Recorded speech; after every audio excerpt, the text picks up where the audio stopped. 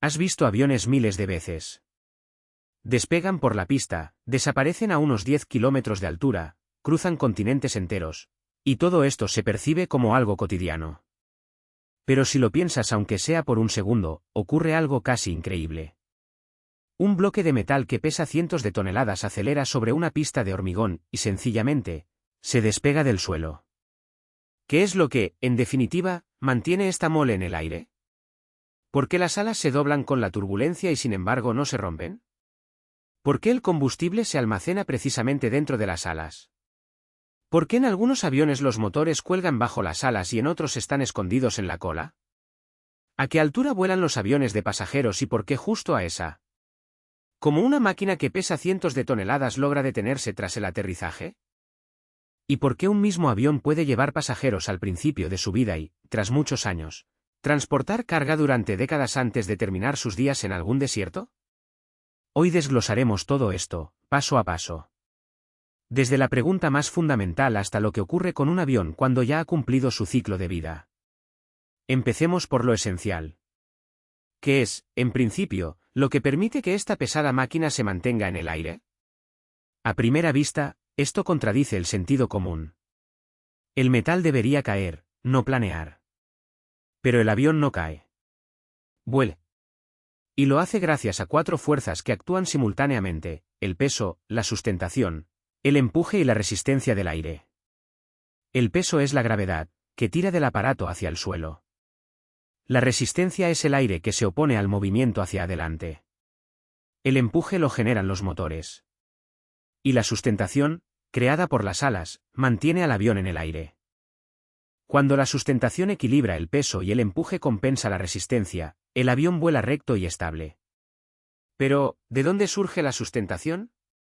El ala no es una placa plana, sino un perfil cuidadosamente calculado que se coloca en un ángulo ligeramente inclinado respecto al flujo de aire.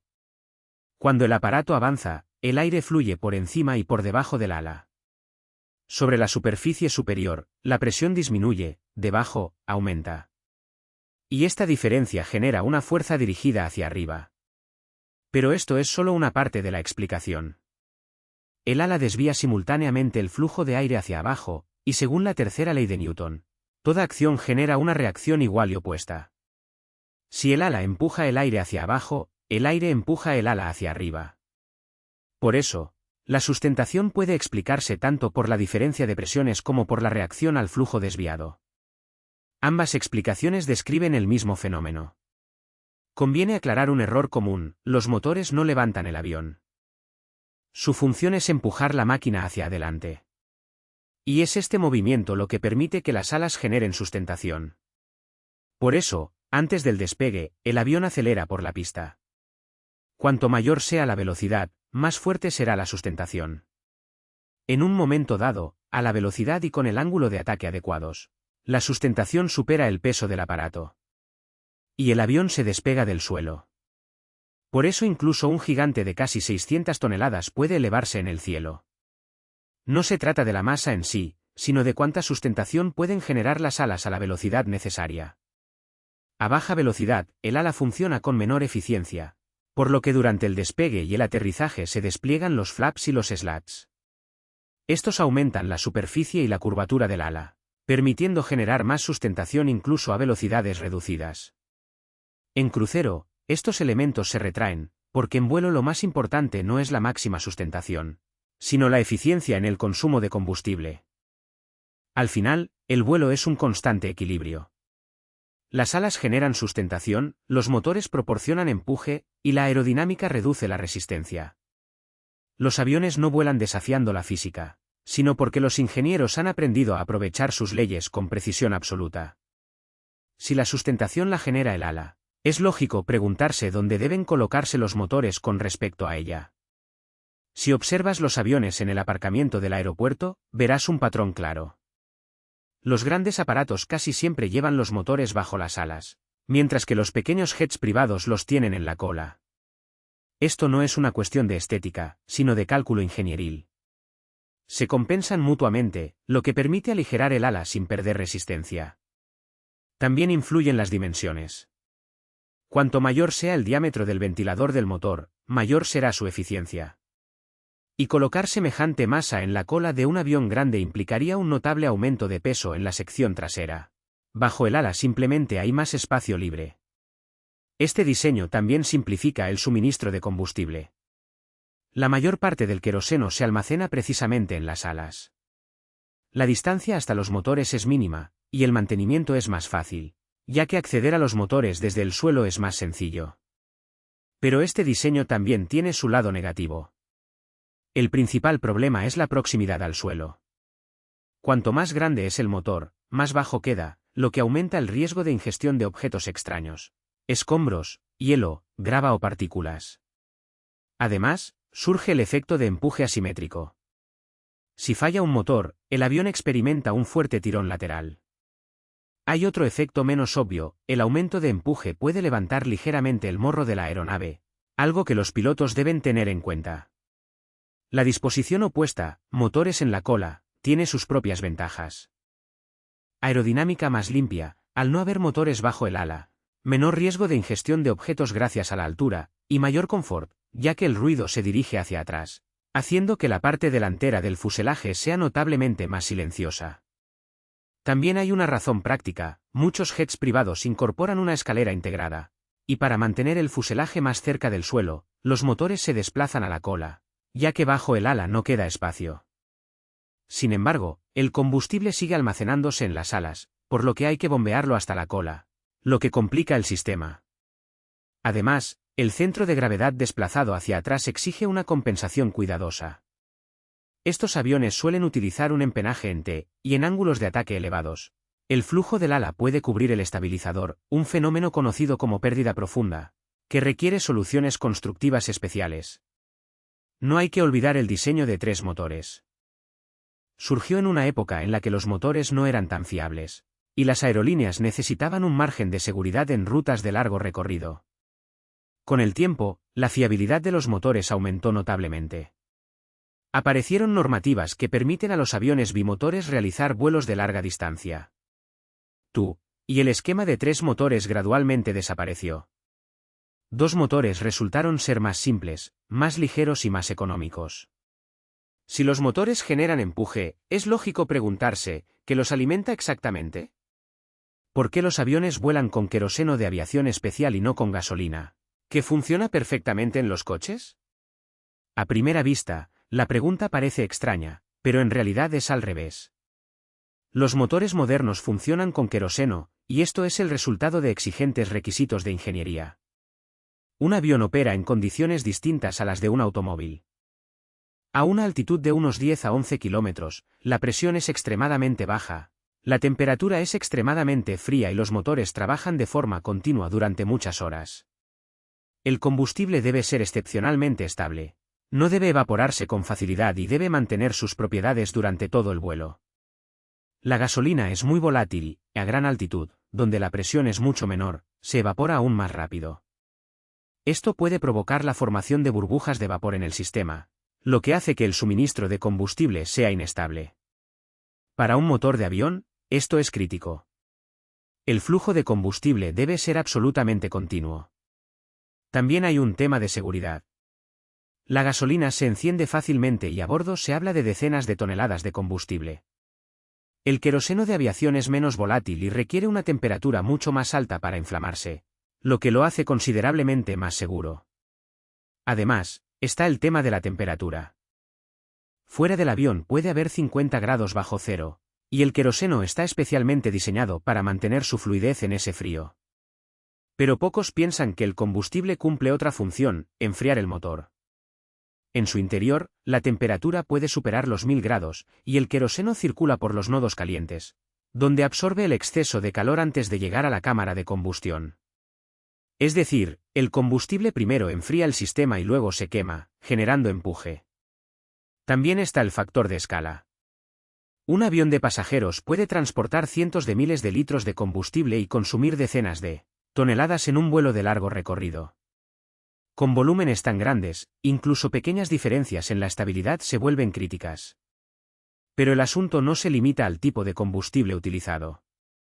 También importa dónde se almacena. La reserva principal no está en el fuselaje, sino dentro de las alas. A primera vista, esto parece ilógico. Las alas deben mantener al avión en el aire. ¿Por qué cargarlas además con decenas de toneladas de combustible? Colocar el combustible demasiado adelante o demasiado atrás dificulta el control. Y el combustible son decenas de toneladas de masa que cambian constantemente a medida que se consume. Por eso se almacena donde su consumo tiene el menor impacto en el equilibrio. Y ese lugar es el ala. Está ubicada cerca del centro de sustentación y del centro de gravedad óptimo. Hay una segunda razón. El ala no es una placa plana, sino un armazón de largueros y costillas que forma un esqueleto interno rígido. Entre estos elementos hay espacio libre que, de otro modo, quedaría sin usar. En el fuselaje, en cambio, cada metro cúbico cuenta. Los pasajeros y el equipaje generan ingresos. El ala permite almacenar combustible sin restar espacio útil. Este esquema se denomina ala húmeda. Y aquí lo más importante, en vuelo, el ala soporta cargas colosales. La sustentación la tira hacia arriba, el peso del avión hacia abajo. Se comporta como una larga viga que se dobla constantemente. Si el ala estuviera vacía, la carga en su base sería mucho mayor. Pero el combustible distribuido en el ala no solo aligera el peso total, sino que también reduce las tensiones estructurales. Cuanto mayor es la altitud, menor es la densidad del aire, por lo que las alas generan menos sustentación. Para compensar esto, el avión debe volar más rápido o aumentar el ala. El avión no se apoya en un solo punto de contacto. En las aeronaves grandes puede haber 20 o más ruedas. Las patas del tren de aterrizaje principal absorben la mayor parte del impacto, mientras que la pata delantera toca el suelo más tarde y sirve para controlar la dirección. El verdadero secreto está en el diseño del neumático en sí. Es un sistema multicapa con refuerzos de fibras sintéticas de alta resistencia que evitan la rotura. Al mismo tiempo, el neumático debe ser resistente y elástico. Absorbe el impacto en lugar de transmitirlo a la estructura. El segundo factor es la presión. Un neumático de automóvil convencional se infla hasta unas 2 atmósferas, mientras que el de aviación supera las 14. Esta presión lo hace rígido y resistente a la deformación. En lugar de deformarse, mantiene su forma y su eficiencia. Para cuando se agota su vida útil, el recurso se ha terminado o está a punto de agotarse.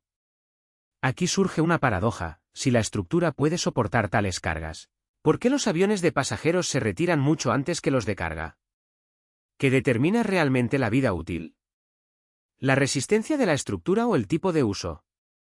Un avión de pasajeros suele retirarse tras 20 a 25 años de servicio. Sin embargo, años después, el mismo avión puede volver al cielo como avión de carga y seguir volando otros 10 a 20 años. La respuesta está en que, en aviación, la edad no se mide solo en años. Los ingenieros monitorean varios indicadores: la edad calendarizada, las horas totales de vuelo y, lo más importante, la cantidad de ciclos. Un ciclo es un despegue y un aterrizaje. Son precisamente los ciclos los que desgastan realmente al avión. Cada vez que el avión asciende, la cabina se presuriza, y al descender, se despresuriza. Esta expansión y contracción constante con el tiempo provoca fatiga en el metal y microfisuras. Los aviones de pasajeros operan en rutas cortas y medias, lo que significa muchos despegues y aterrizajes, a veces más de 1000 ciclos al año. Los aviones de carga, en cambio, suelen realizar vuelos de larga distancia. Vuelan con menos frecuencia y acumulan la mitad de ciclos en el mismo periodo, por lo que envejecen estructuralmente más lento. Pero el tema no es solo físico. La economía también juega un papel enorme. La aviación de pasajeros es extremadamente competitiva. Los aviones deben ser económicos en combustible, silenciosos y modernos por dentro. Si una aeronave empieza a consumir más combustible o parece obsoleta, las aerolíneas la retiran rápidamente, aunque técnicamente aún sea apta. Con los aviones de carga la situación es distinta. Lo único que importa es el costo de transportar una tonelada de carga. Aquí, los aviones antiguos recuperan valor, especialmente si ya han sido amortizados por completo. Por eso muchos se reconvierten en aviones de carga: se desmonta el interior, se refuerza el suelo y se instala una puerta de carga. Pero ni siquiera esto les da la inmortalidad. Cada avión tiene un límite de vida útil operativa tras el cual no puede volar con seguridad sin una gran modernización. También influye el tipo de carga.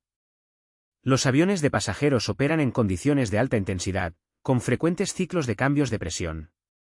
Los de carga lo hacen de manera más uniforme, con menos ciclos y vuelos más largos. Todo esto crea la ilusión de que los aviones de carga duran más, pero en realidad, a menudo se trata del mismo avión viviendo dos vidas distintas. Primero una intensa carrera como avión de pasajeros y luego una fase más tranquila como avión de carga. Pero incluso esta segunda vida tiene un final. La aeronave alcanza el límite de ciclos, horas de vuelo o estado técnico. El mantenimiento se vuelve demasiado costoso y la modernización, poco rentable.